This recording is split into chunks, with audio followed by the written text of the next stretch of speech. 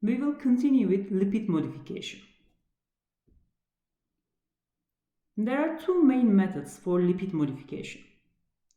The biological methods is not our job. It's more for biologists. And technological methods are the methods used in food industry.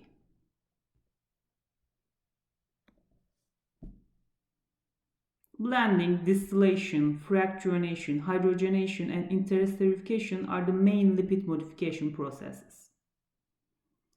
There is no much chemistry in blending, distillation, and fractionation. Therefore, we will focus on hydrogenation and interesterification in this lecture.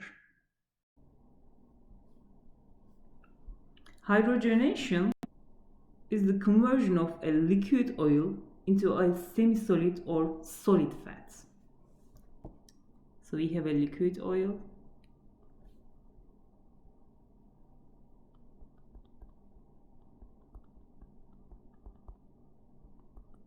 And we convert this liquid oil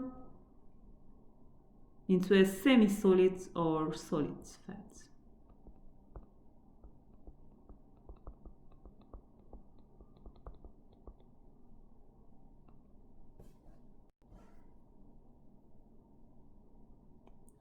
So with this, we increase the melting point and oxidative stability of the oil.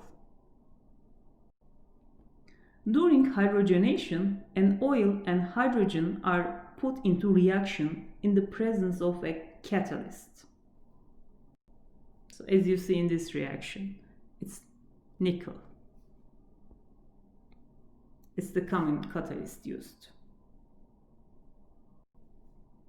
So as shown in the figure, hydrogen atoms are transferred to the unsaturated fatty acid, and therefore the unsaturated fatty acid is converted into a saturated fatty acid.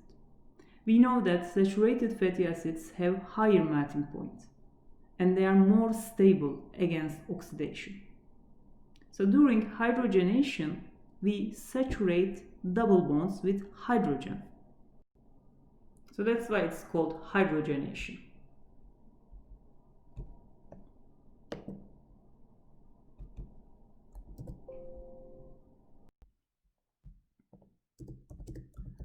Double bonds are saturated with hydrogen. Hydrogenation can be done partially or fully. If we do complete hydrogenation, all double bonds will be converted into single bonds, which means all will be saturated with hydrogen. But if we do partial hydrogenation, some bonds will stay unsaturated. But they may be converted into trans forms, trans fats, which is undesirable. This is the main problem of partial hydrogenation. So we obtain partially hydrogenated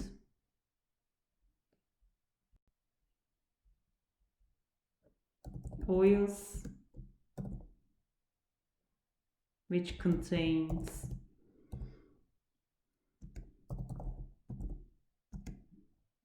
trans fats, fatty acids,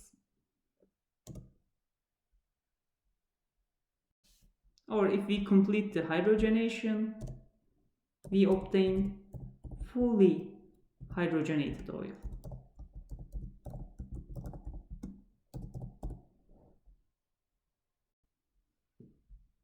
Fully hydrogenated oil is solid.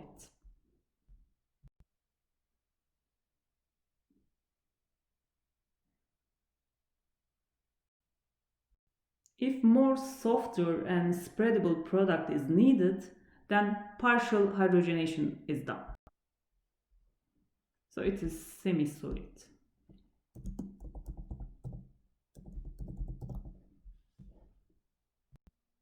So it depends the end use, the particular food application.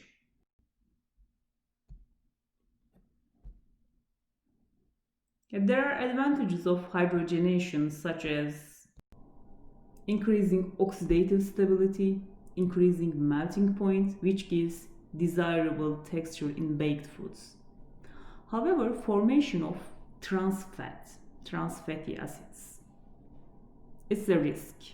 It's the limitation, a disadvantage. It causes coronary heart disease, so it's unhealthy. Therefore, partially hydrogenated fats are banned.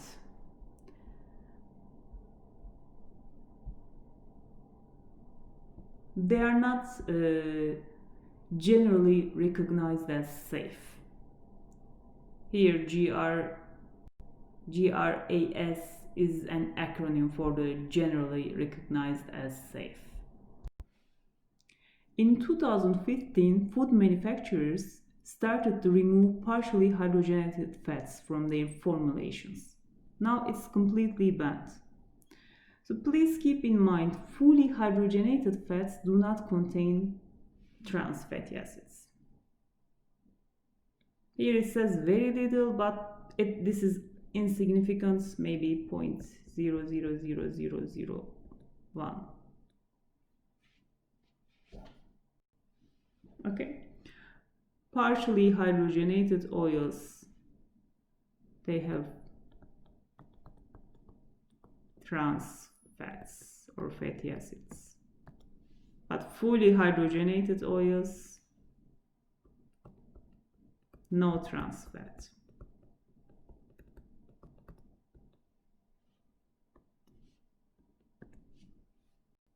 So when we fully hydrogenate, trans configuration is gone. So that's all for hydrogenation part. Let's learn about interesterification. So interesterification is a reaction used to change the physical properties of fats and oils or to improve the nutritional value, their nutritional value. Chemically, it can be described as the exchange of acyl groups. There are different types. It can be between an ester and an acid, an ester and alcohol, or an ester and ester. But simply we change the fatty acids on a triacylglycerol molecules with different ones. We replace the fatty acids. For example, we remove saturated fatty acids and we add unsaturated ones, or the opposite. So this is a triacylglycerol molecule. We have fatty acid 1, fatty acid 2, and fatty acid 3. During interesterification, we exchange this fatty acid with another one. We put another fatty acid here. So we change the composition of triacylglycerol. So it might affect the nutritional value or physical property of the triacylglycerol. Let's see. So there are two types of interesterification. The first one is chemical interesterification. So this is a useful illustration. In chemical interesterification, fatty acids on the triacylglycerol molecules in two different oils are exchanged randomly.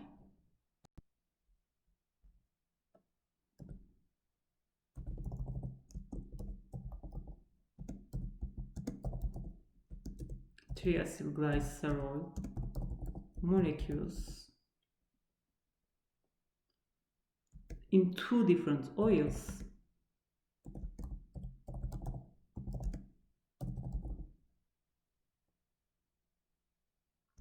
are exchanged randomly.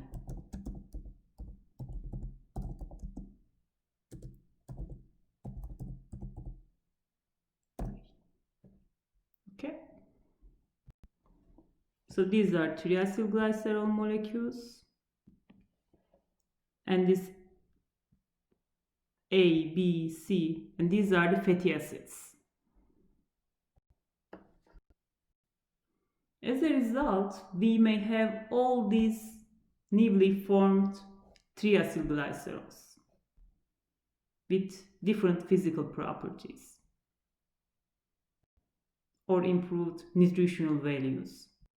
So this is the simplest explanation of chemical interesterification.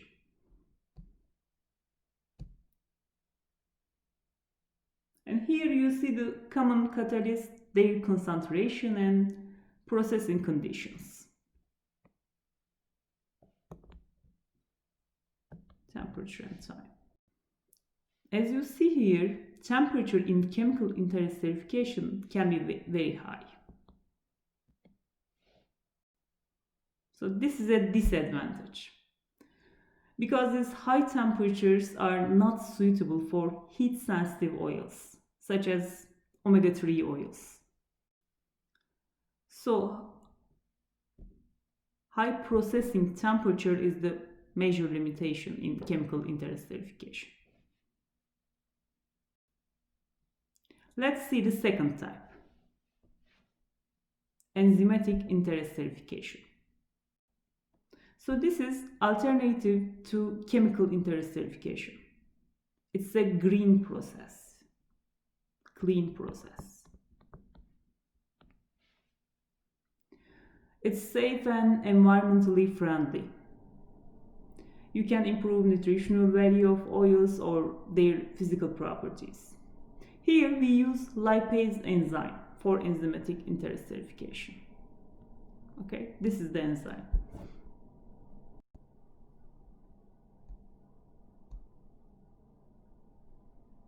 So this reaction is important. We learned that lipase hydrolyzes triacylglycerols in the presence of water at optimum temperature. However, the reverse reaction is possible. We can use lipase for hydrolysis and also for synthesis, both ways. So as seen here, when there is water in the medium, triacylglycerol is hydrolyzed into glycerol and fatty acid, 3 fatty acids. So during that hydrolysis reaction, during that breakdown, if we remove water,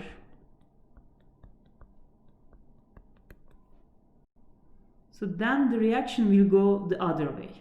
It won't be hydrolysis anymore. When we remove water, it will go this way. So this time, lipase enzyme will form 3-acylglycerol from 3 fatty acids and glycerol molecule, and also again water. Therefore, controlling water content is critical in an interesterification reaction. Okay, this is the basis of interesterification reaction. Okay, let's move on.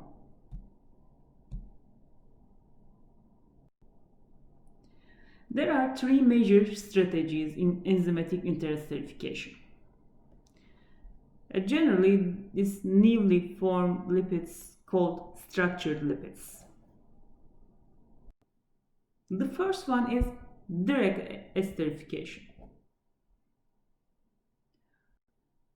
So we form 3 acylglycerols from a glycerol molecule, and we can use fatty acids with different chain lengths. It can be medium, long, according to our need.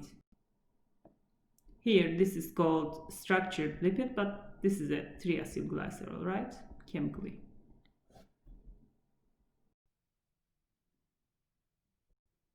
Okay, this is direct esterification. You can use medium or long chain fatty acid. It depends on your goal or end product properties. Generally, medium chain fatty acids are used to make low calorie fats.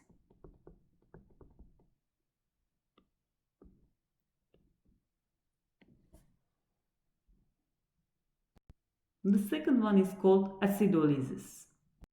Here a triacylglycerol, medium chain triacylglycerol or long chain triacylglycerol, and the fatty acid,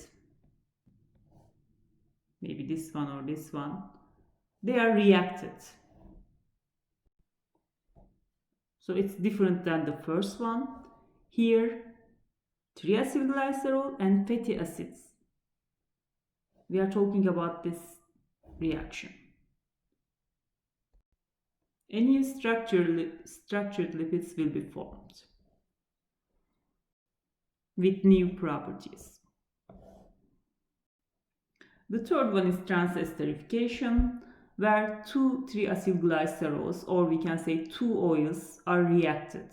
For example, a triacylglycerol containing long chain fatty acids and a triacylglycerol containing short chain fatty acids are reacted.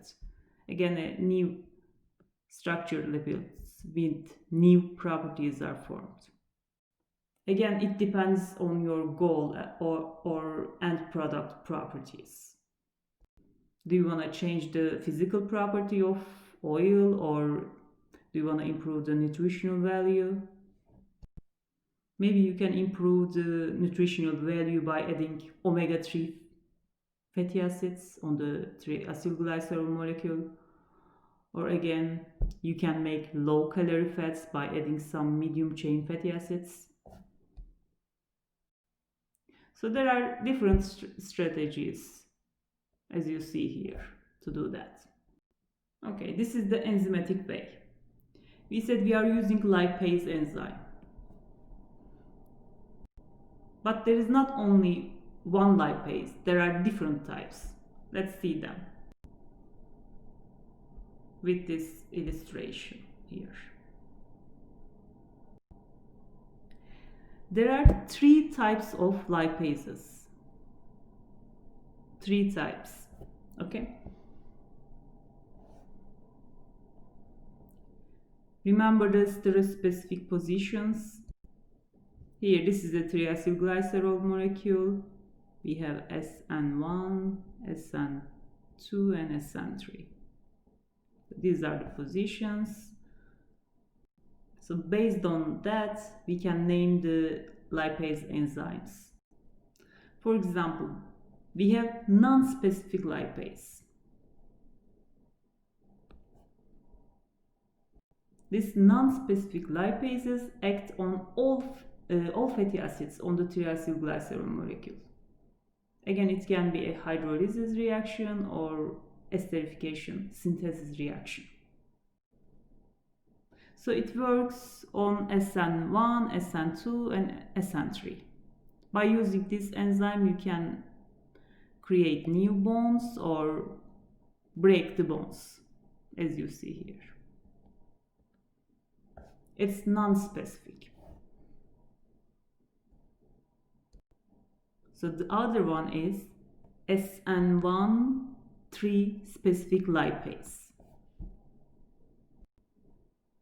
As the name says, this SN1 3 specific lipase enzyme acts on only the fatty acids on the SN1 position here and SN3 position. Okay, that's why it's called SN1 3 specific lipase. Again, it can be a hydrolysis or synthesis reaction. So this enzyme don't touch the fatty acids on SN2 position. So remember, this interesterification is based on exchanging fatty acids. So if we are using this enzyme, then that means the fatty acids on SN2 position will stay. It won't change. And SN2 specific lipase acts only on SN2 position. So the other fatty acids on SN1 and 3 will stay. So these two are common, and this is a rare enzyme, the SN2 specific lipase.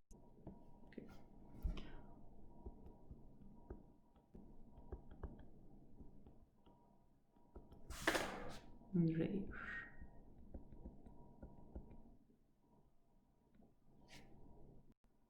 Okay, let's continue. So here is a comparison of chemical and enzymatic interesterification. As we said, high processing temperature is the main disadvantage in chemical interesterification. On the other hand, enzymatic interesterification is clean and green process. There is no harsh chemicals and it has mild temperature, so it's an advantage. However, this method is costly.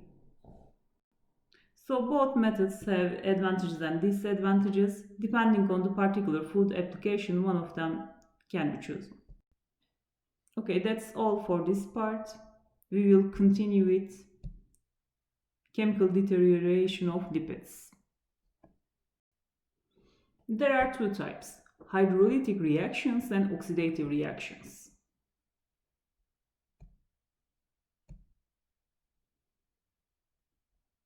Hydrolytic. So I'm repeating, there was an interruption.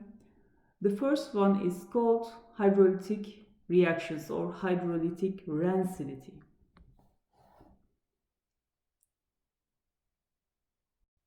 So that reaction involves the cleavage of fatty acids from triacylglycerols. Okay, fatty acids cleaved from triacylglycerols. Ester bonds in the triacylglycerols are hydrolyzed by enzyme lipases. So remember, as a result, free fatty acids are produced, and formation of free fatty acids results in the development of off flavors, right?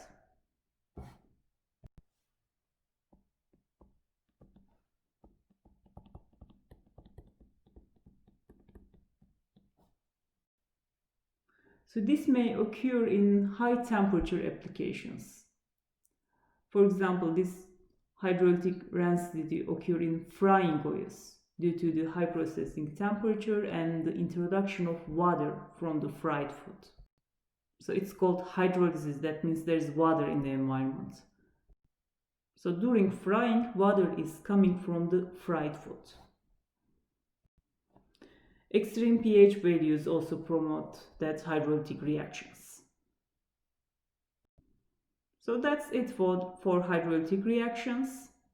The other one is oxidative reactions, and it's much more complicated. So it describes a complex sequence of chemical changes. It's really complex. Free radicals plays an important role in this reaction. So simply, free radicals are molecules or atoms that have unpaired electrons. So we will see later with the examples. So the lipid oxidation mechanism has three main steps: initiation, propagation, and termination. So let's see those steps.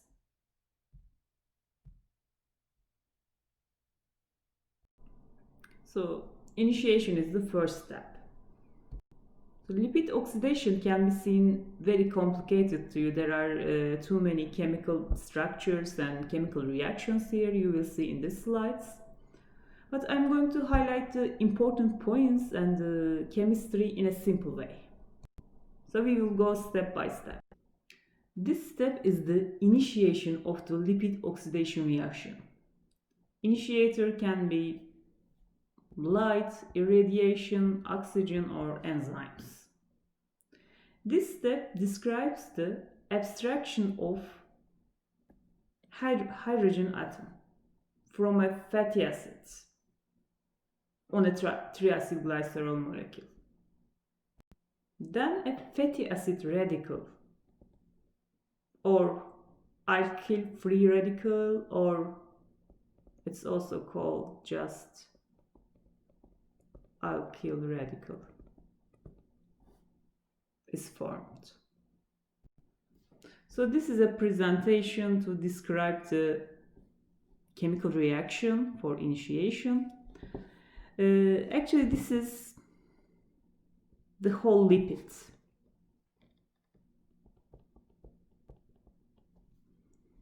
Because we want to remove the abstraction of hydrogen atom, so it's shown with a hydrogen. Okay.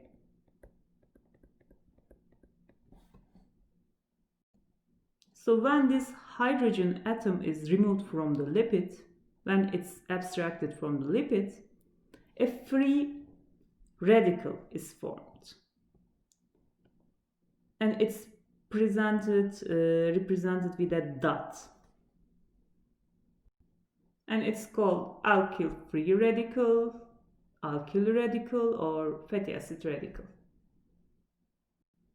But the general name is fatty acid radical. Let's see an example.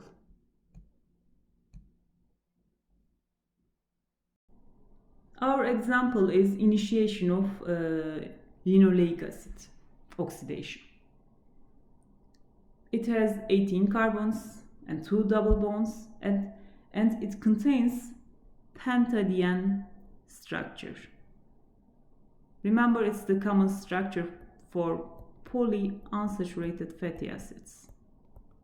And linoleic acid is a polyunsaturated fatty acid. Here, lipid oxidation started, and abstraction of hydrogen, here hydrogen abstraction occur at carbon 11. Remember, these are the carbons. Carbon 11. So remember, in pentadiene structure, we call carbon 11 methylene interrupted carbon.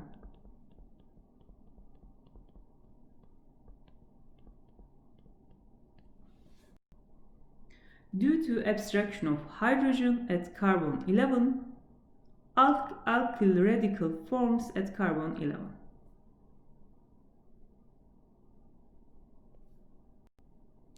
So then this reaction produces two isomers.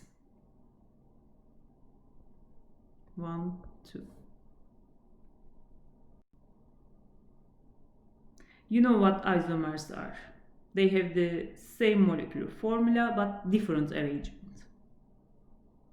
And isomerization results in formation of carbon 13 and carbon 9 alkyl radicals. Okay. Here hydrogen is abstracted. Then we put dot here. So this is alkyl radical. Then isomerization step comes and more radicals are formed like this. So this is the basis of initiation reaction. It's based on formation of alkyl radicals with the removal of hydrogen atom. So it's simply like that. So what factors affect the rate of this reaction? Energy required for hydrogen abstraction dependent on substituent composition. For example, number of double bonds. Rate of reaction increases with increasing number of double bonds. So if we have more double bonds, reaction will be faster. So when we have more double bond, the bond dissociation energy decreases and lipid oxidation becomes faster. Let's continue. Let's see some examples. We have linoleic acid. It's 18 carbons to double bonds. And we have linolenic acid. 18, 3 double bonds, and arachidonic acid, 20 carbons, 4 double bonds. So they are polyunsaturated fatty acids. They have pentadiene configuration, and we said this is methylene interrupted carbon, and it's easier to remove hydrogen atom from methylene interrupted carbon. So if we have more methylene interrupted carbon, that means the reaction will be faster, right? So in the first example, we have one methylene interrupted carbon.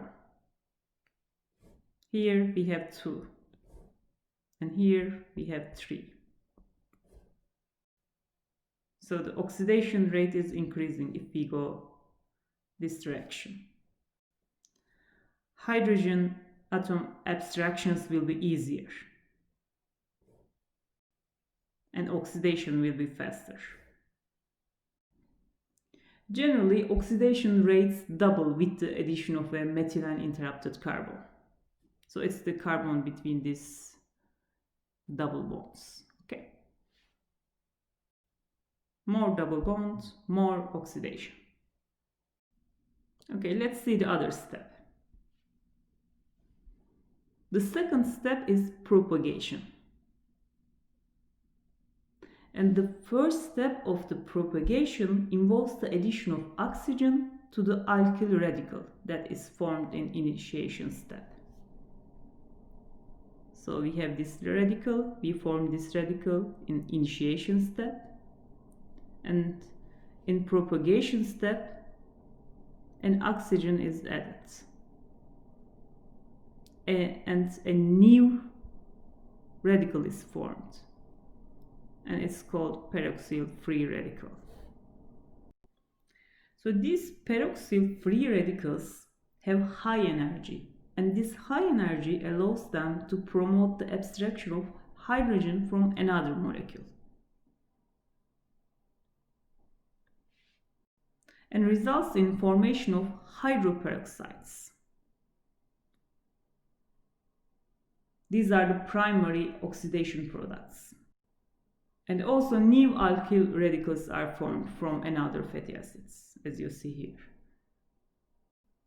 It's called propagation because the reaction is propagated from one fatty acid to another.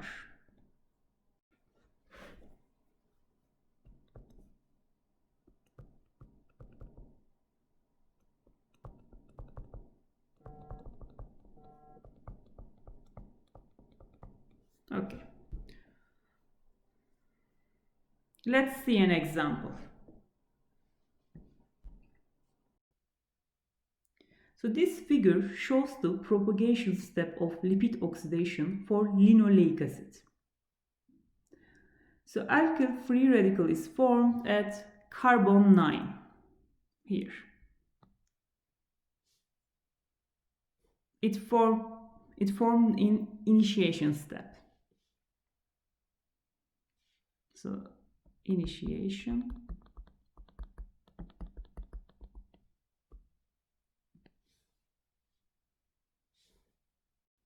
And hydrogen atom is abstracted from carbon 9, and a free radical is formed here. Then propagation steps comes here.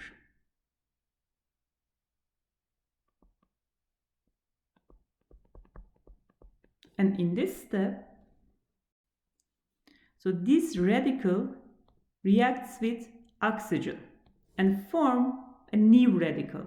It's called peroxyl free radical. Still at carbon 9. Then this peroxyl free radical abstracts another hydrogen from another fatty acid. Here we have another linoleic acid with a pentadiene configuration. So this reaction propagates like that. This peroxyl free radical abstracts another hydrogen atom from another fatty acids. Then hydroperoxides are formed. Primary lipid oxidation products. Also another alkyl free radical here is formed on that fatty acid.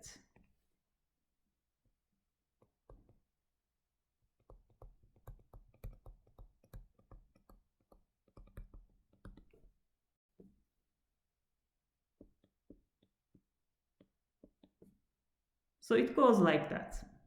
That's why this step is called propagation.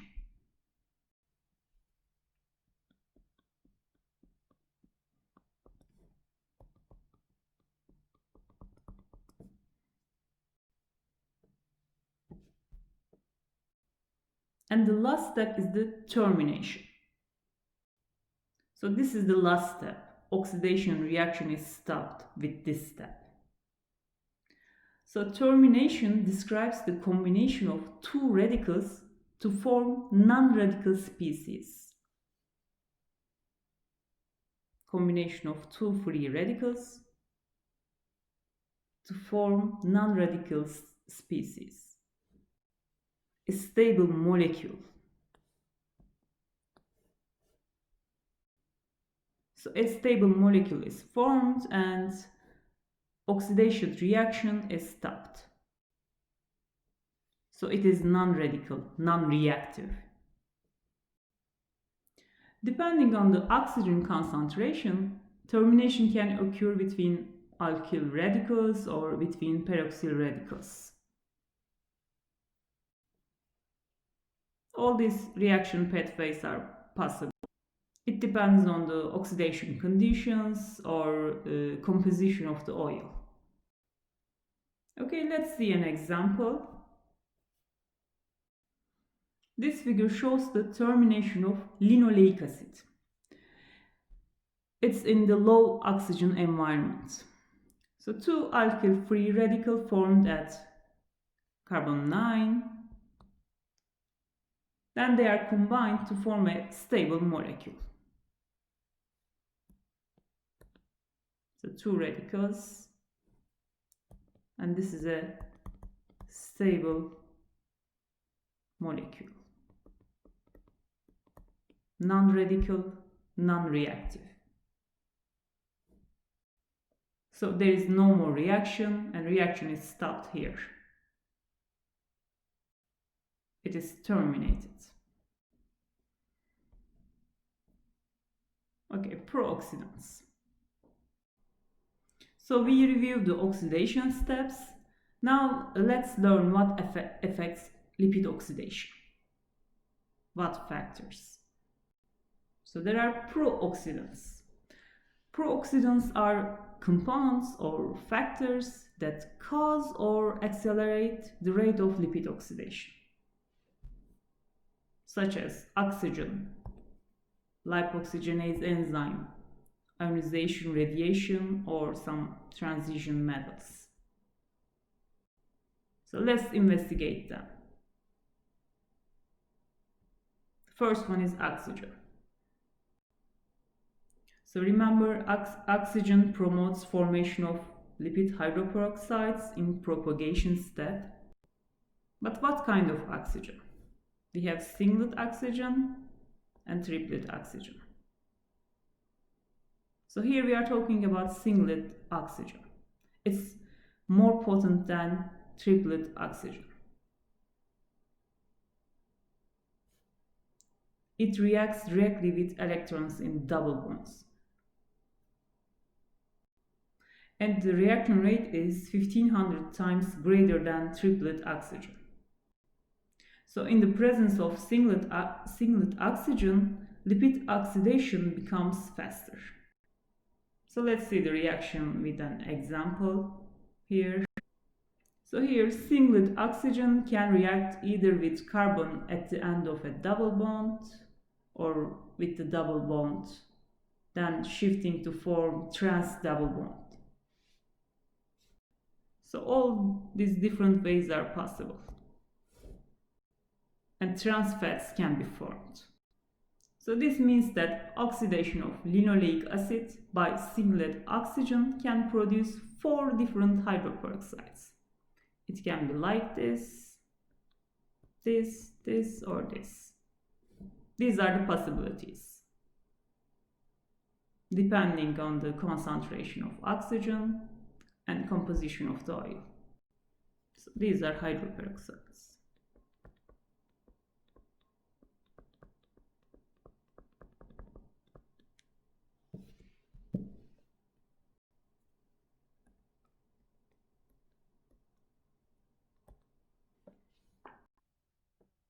Let's continue. Presence of lipoxygenase enzyme can accelerate lipid oxidation. Activation of this enzyme occurs by oxidation of iron to the ferric state here. First, enzyme is inactive and the iron for example, in soybean oil, this is ferric state and this is ferric.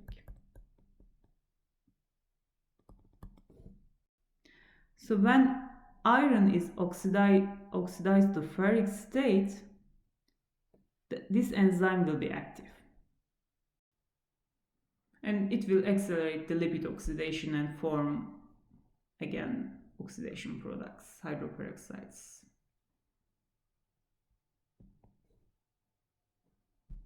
Again, these are the details, like it can be at carbon 13, carbon 9. Let's see the mechanism simply. Simply, oxygen is added to the alkyl radical to form peroxyl radical. Then an electron from ferrous iron is donated to the peroxyl radical. So it propagates like that, and again, hydroperoxides are formed. Another pro-oxidant is ionizing radiation. Normally in food industry, irradiation is used as a means to destroy pathogenic organisms in food, to extend shelf life for pasteurization purposes. However, this treatment has high energy gamma rays and it generates a lot of hydroxyl radical and cause very significant lipid oxidation, especially in meats. Transition metals also accelerate the lipid oxidation. Copper and iron are the most common transition metals found in almost in all foods. And they are capable of participating in these reactions, forming hydroperoxides. So copper is more reactive.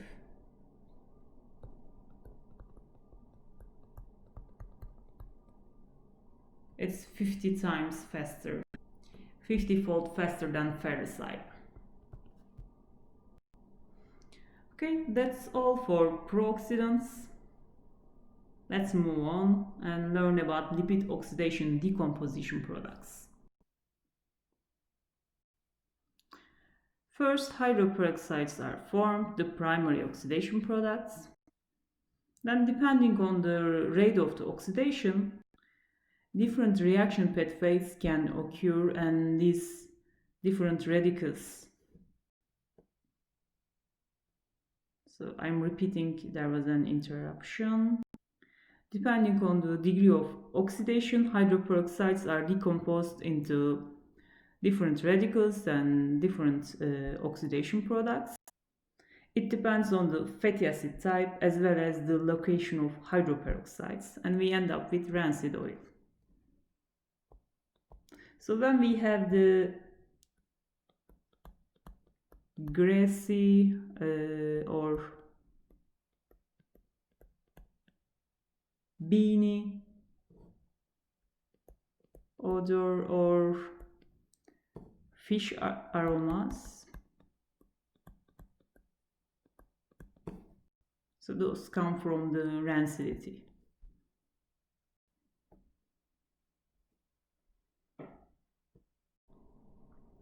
So secondary lipid oxidation products are formed with the decomposition of hydroperoxides via reactions called beta scission. Okay, beta scission results in cleavage of fatty acid chain and form different secondary products.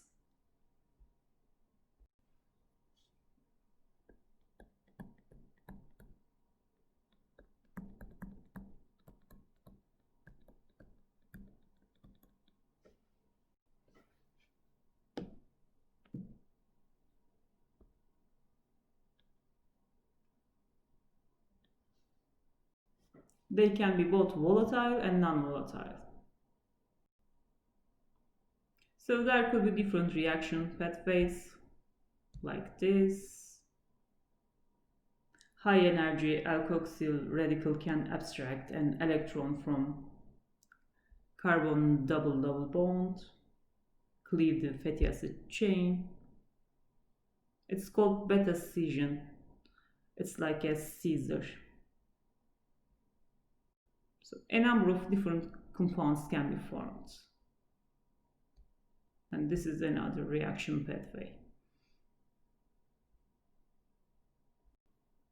So how can we prevent or slow down lipid oxidation? So by using antioxidants. Antioxidants are compounds with the ability to terminate free radical reactions, the lipid oxidation reactions. So they slow lipid oxidation by inactivating free radicals. So they are termed as free radical scavengers, FRS. So how they inhibit lipid oxidation? By reacting faster with free radicals than fatty acids. Normally, free radicals are reacted with fatty acids and oxidation products are formed. Lipid is oxidized. But if we have antioxidants, so they react with formed free radicals. So they inhibit lipid oxidation. So the radicals here. So they donate hydrogen. So fatty acids are protected by this way. It's just a simple mechanism. So there are different types of antioxidants, such as phenolic antioxidants, found in wine, chocolate, blueberries. There are some plant phenolics also found in fruits, coffee, tea, etc. Or tocopherols. And we have synthetic antioxidants too, such as butylated hydroxytoluene and butylated hydroxyanisole.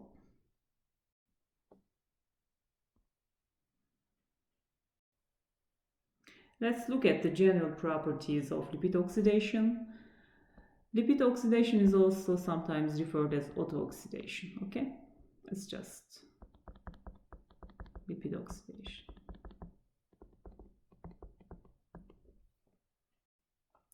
We have three major steps, three major free radical chain reactions: initiation, propagation, and termination. Then the oxygen level and oxygen type is very important. So they lead to different kind of decomposition products. And singlet oxygen is more potent than triplet oxygen. And degree of unsaturation is very important.